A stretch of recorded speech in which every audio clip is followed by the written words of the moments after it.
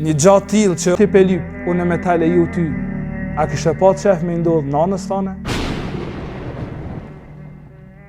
Andaj sot, pavarësisht asaj që na reklamohet ndër vllazën, pavarësisht asaj që sot na shitet si vlerë, pavarësisht asaj që na propagandohet me të madhe, besimtari duhet me qenë i palëkundur në parimet e tij, edhe nuk duhet munisi në çmum, përkundrazi duhet me qenë krenar. Përkundrazi duhet me qenë krenar nga se ata që Allahu dhe pejgamberi sallallahu alaihi wasallam e kanë vlerësuar si vlerë, që ajo është vlerë. Nuk ka vlerë ajo që thonë shoshnitë dhe ndrojnë për çdo ditë. I ndrojnë ato vlerat sot do që kjo, nesër ndryshojnë diçka tjetër. Ata që ka thonë Allahu dhe pejgamberi alayhis salam, që ajo është vlerë. Kështu që një krenar, shembull e kemi kur shkon ai djalë i ri tek pejgamberi alayhis salam, edhe ka një pyetje mjaft interesante. I thët, ja Rasulullah, i edhelli fi zina. O i dërgumi i Zotit, thët, ma leja mua amoralitetin. Djali i ri e merr guximin me shku tek pejgamberi alayhis salam, edhe ka një pyetje mjaft interesante. Thët, ja Rasulullah, a ma lejen mua amoralitetin.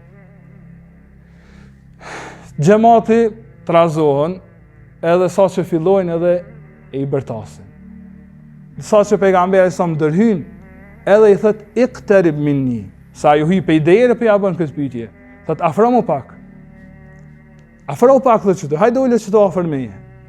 Shiko sa mire ka mësua Allahut dërgumin e ti me iftu njerëz, edhe me i mësua ata. E merë edhe ullë. Djali i ri. Pyetja radhës e pejgamberit alayhis salam është po aq interesante sa ke pyetja e këtij sahabijut. Pejgamberi alayhis salam i thot, e tuhibbuhu li ummik? Thot, një gjatë tillë që unë ti pe lyp, unë me ta leju ty, a kishe pa qef me ndodh nanës tane? Sahabiju i sinqert thot, jo ja Rasulullah. Pyetja radhës, a don thot për motrën tane? A do thot për vajzën tane? A jo, çdo herë përgjigjet, thot atëherë, qysh me ta leju unë, kur ajo që ti po don me ba, është nana dikujt, motër dikujt, është vajzë dikujt. Që kjo është, se që djali i ri mbetet i shtangun. E thot, ja Rasulullah, luta Allahun për me më falë. Edhe pejgamberi sa me vendos dorën e tij të bekuar në krahërorin e atij djalit të ri, edhe thot, o Zot, ja fal gjunahun, o Zot, ja pastro zemrën, o Zot, ja ruaj moralin.